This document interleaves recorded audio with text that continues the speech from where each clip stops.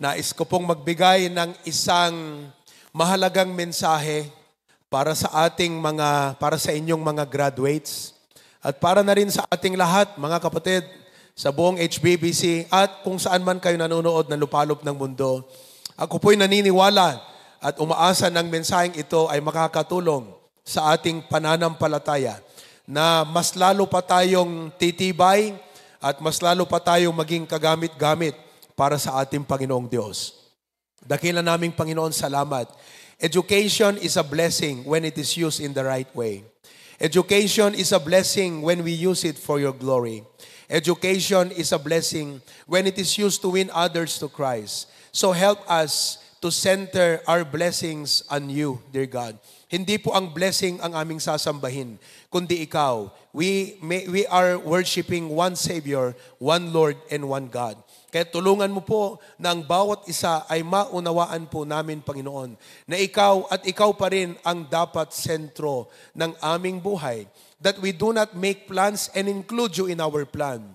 You already have a plan and you have included us. Help us to set goals with your plan in mind, Panginoon. Pagpalain niyo po ang inyong lingkod. Give me strength as I share your word today. In Jesus' name, amen. Thank you very much. You may be seated. Ang title ng message na aking ibabahagi para sa inyong lahat, mga kapatid, ngayong umaga ay pinamagatang How to Face the Future with Confidence. How to face the future with confidence. Alam niyo po, tayong lahat, lalong-lalo na sa ating mga Kristiyano, we should be forward-looking. Alam niyo kung bakit? Kung meron pong tao that has great prospects of the future, yun po ay ang mga anak ng Diyos. Kung makita niyo po sa sasakyan, ang pinakamalaking salamin ay hindi po yung rear view mirror. Ang pinakamalaking salamin ay hindi po yung side mirror. Ang pinakamalaking salamin ay yung windshield. Amen po ba? Sapagkat yung windshield ang nagbibigay sa atin ng tanaw sa ating tinatahak o ang ating kinabukasan. Kaya tayong lahat, mga Kristiyano, as we look up to God, you cannot look up to God and not see the future. When you look up to God and you do not see the future, maybe you're looking on a wrong God. But when you look at the God of the Bible, you will always see the future. Pag laging nakatingin ka sa Diyos at nagbabasa ka ng Bible, makikita mo palagi ang prospect ng buhay mo, ang future ng buhay mo. Maging sa buhay na ito, temporarily in this earth, but also eternally after this life. But whenever you look up to God and you look to the Bible, you will always see the future. Pag tinatanong niyo ako, Pastor, may nakikita ka ba sa future natin? Of course, I call it vision. Vision is something that God shows you as a result ng iyong pagbabasa ng Biblia, pagbulay-bulay ng kanyang mga salita at pag-iisip tungkol sa Panginoon. The Lord will show you a vision about your life. However, mga kapatid, as we look into the future, we must not only look to the future, we must face the future. We must face the future. Alam niyo, maraming mga tao, mga kapatid, as they face the future, they are afraid. As they face the future, they have many doubts.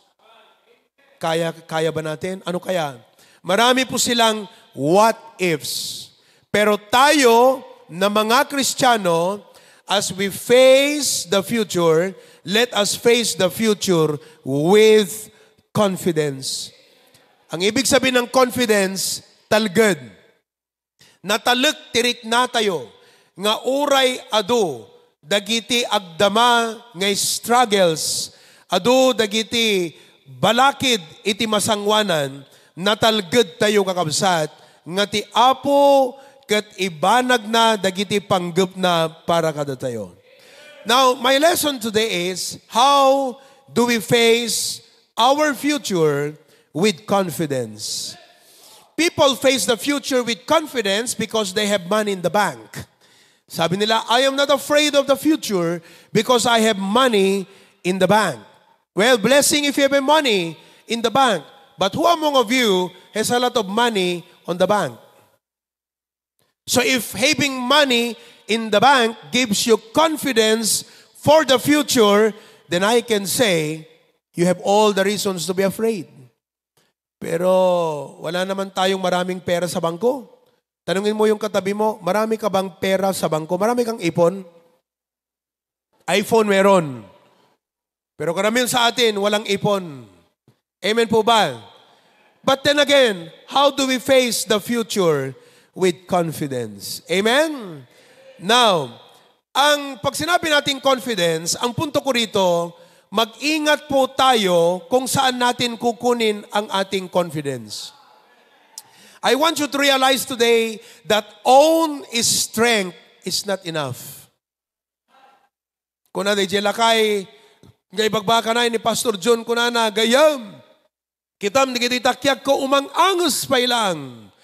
He thought that he was, strong. But that night, nag-inuman sila, may pumatay ng kuryente, nag-away-away, nagsaksakan. At nakita nung may ilaw na, yung nagsabi, umang angas pelang dagiti takyag ko, natugkik kakabsat, itibuksit na kat na burayrayan, kat natay. You do not boast about your strength of the future. Own strength is not enough. Number 2, own understanding is not enough. Own understanding is not enough. Bakit po hindi po enough? Sapagkat ang ating nakikita ay limitado. Do not base on sight. Base it on faith. Own understanding is not enough. Hello? Number 3, own tools, resources, and credentials are not enough. Because your strength, your understanding, your tools, resources, and credentials, without God, you're bound to fail. Without the blessing of God, you are bound to fail. Therefore, God is the strong foundation of our heart why we can face the future with confidence. Kasi po, kahit wala kang lakas ngayon, kung tinulungan ka ng Diyos, magtatagumpay ka. Kahit wala kang maraming kaunawaan, limitado, mahina tayo sa ating pangunawa. Kung tayo'y nagpakumbaba sa ating Panginoong Diyos na pinagmumulan ng lahat ng karunungan at pangunawa, mga kapatid, malaki ang iyong magagawa. Kahit kaunti pa, kapiranggot ang iyong resources ngayon, kung ang Diyos ay nagpala at nasa iyo ang favor ng Panginoon, then you have a great prospect of the future. Praise God for strength. Praise God for understanding. Praise God for tool resources and credentials. But we must acknowledge, without God, we will fail. But with God, we will succeed. God is the reason why we can face the future with confidence. Kaya po, being God as the reason, ano po ang dapat nating gawin, mga kapatid, so that we can face the future with confidence on God? Number 1, surrender your fears to God. Sino po sa inyo ang merong mga fears? Ano ba yung Tagalog ng fears? Takot. Ano pa? Pangamba. Ilocano. Pakadanagan. Pakaburiburan. Pagpulkukan.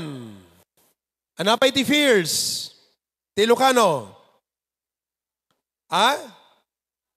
Pagbutbutngan.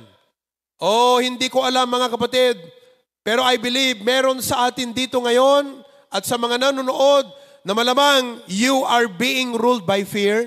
You're being controlled by fear. You're being paralyzed by fear. You're being weakened by fear. Your judgment is being clouded by fear. Listen to me. God does not want you to be ruled by fear. He wants you to be ruled by peace. And if that is to happen, what you have to do is surrender your fears to God. Take it to somebody who is more powerful than your fear. Take it to somebody who is in control of your life. Take it to somebody who is more strong than your fear, and that is God.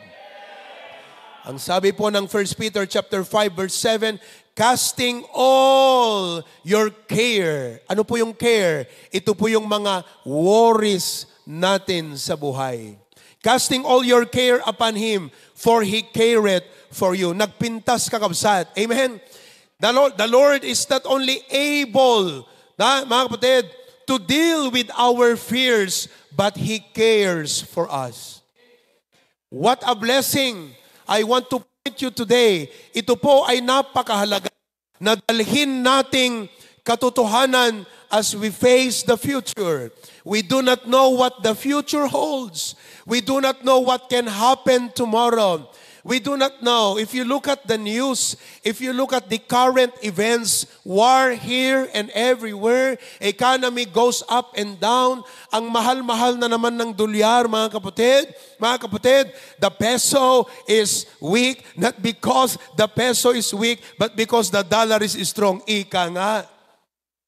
Mga kapatid, magkano na ang dolyar ngayon? 58 pesos. Tumaas na, mga kapatid. Magkano ang Australian dollar ngayon? May nakakaalam ba sa inyong mga Australia? 38. Magkano ang Singaporean? Ha? Kano? 15. Magkano ang Hong Kong? Oh, pag tinitignan mo po ang economy, if you are interested in knowing, mga kapatid, the economy, so that you can predict and you can be able to interpret why things, bakit tumataas ang oil, bakit tumataas ang presyo ng asukal, tumataas ang lahat. Amen po ba? Pero alam nyo, nagwawonder din ako eh. Bakit kung kailan nagtataas ang lahat, ang dami pa rin kumakain sa McDo? May bago tayong McDo ngayon, di ba? Dito sa Bacara Road. Ang dami pa rin kumakain sa labas. Ang dami pa rin nagmamaxes. Dami pa rin nag-savory. Ang dami pa rin nagja-Jollibee, nagcha-Chowking, di ba? Yung mga napakamahal. Ang dami pa rin tao sa H&M. Dami pa rin tao doon sa ano ba yung kabila? Yung kalaban ng H&M? Uniqlo. Ang dami pa rin, mga kapatid. Ang dami pa rin tao sa mall, tapos tumatay na naman dito. Yung ating SM, parang iniisip ko, naghihirap ba talaga ang tao? Naghihirap bang Ilocano? Parang hindi naghihirap ang Pilipino, di ba? Naghihirap ba tayo? Tari mo, naghihirap ka? Ay, naku, pastor, hindi mo alam. Lahat ng tao dyan, puro utang yan. Puro credit card yan. Puro 3 months to pay yan. Puro 5 months to pay yan. Puro 6 months to pay yan. Mga kapatid, listen to me. Listen to me. When it comes to fears, we don't know what the future holds. We do not know. We can only think of so many negative things na possibility. Paano pag ganito? Paano pag ganito? And there is nothing wrong pag naisip mo yan. There is something wrong when you begin to worry thinking about these things. Inuulit ko po, hindi po masama maisip natin, paano mag-college yung aking anak? Paano pag ganito? Paano pag ganito? Wala pong masama na maisip po natin sapagkat ang tawag po dyan, realidad. Ang masama, when you start to worry, when you start to become afraid, when you lose your direction, hindi ka na maka-church dahil trabaho ka na ng trabaho, hindi maka-prayer meeting. Bakit? Because trabaho ka ng trabaho. Pag tinatanong, ba't wala ka ng prayer meeting? Bakit wala ka ng Sunday morning? Kailangan ko magdoble kayod, kapatid. Kailangan ko magtrabaho. Bakit? Magkakalis ang anak ko. Dadami ang aming gastusin. Ang dami-dami. Mga kapatid, listen to me. If your spiritual life is being affected, if your service to God is being affected because of your thinking of all of these negative things, that is wrong, my friend. Because God said, seek ye first the kingdom of God and His righteousness, and all these things shall be added to you. Again, there is nothing wrong that we think, what shall we eat? What shall we drink? There is something wrong when you worry, because God said, be not anxious, be not careful, do not worry, but seek ye first the kingdom of God. Kaya anong dapat natin gawin? Lumapit ka sa Diyos at sabihin mo, Panginoon, ito ang realidad. Ito ang nakita ko. Ito ang mga takot sa buhay ko. Ito ang mga pangamba. Pag sinabi ng Bible, casting all your cares, ibig sabihin, given na naiisip natin ito. Alam ng Diyos na naiisip natin ito. Pero ang kanyang iniisip, baka ikaw ay maapektuhan. Baka humina ka. Baka hindi ka na mag-church. Baka maapektuhan ang paglilingkod mo sa akin. Kaya sinabi niya, anak, ilapit mo sa akin yan. I'll deal with that.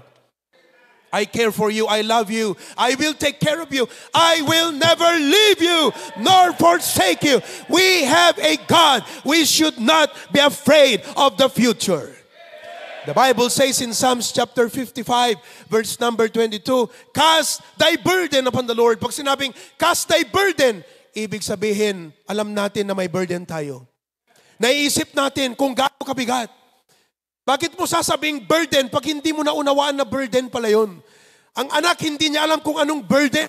Kaya hindi mo pwedeng sabihin sa anak, anak, cast your burden upon the Lord. Because a child is so innocent. A child is so simple-minded that he doesn't understand the hazard. He doesn't understand the fear. Kaya carefree ang mga bata sapagkat hindi nila intindihan. Kaya pag sinabi ng Bible, cast thy burden, ito po ay isip ng isang matanda. Ito po ay isip ng isang tao na nauunawaan niya, ang bigat, ang bigat, ang bigat. Pero ayaw ng Diyos na naapektuhan ka sa bigat ng problema mo.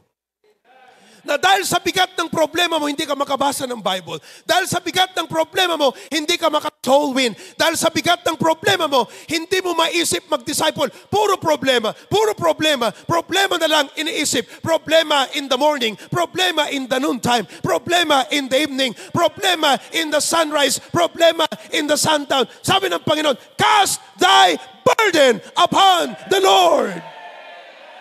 Sabi ng Panginoon, bigay mo sa akin yan, anak. Wala yan. Bigay mo sa akin. And God said, He shall sustain thee.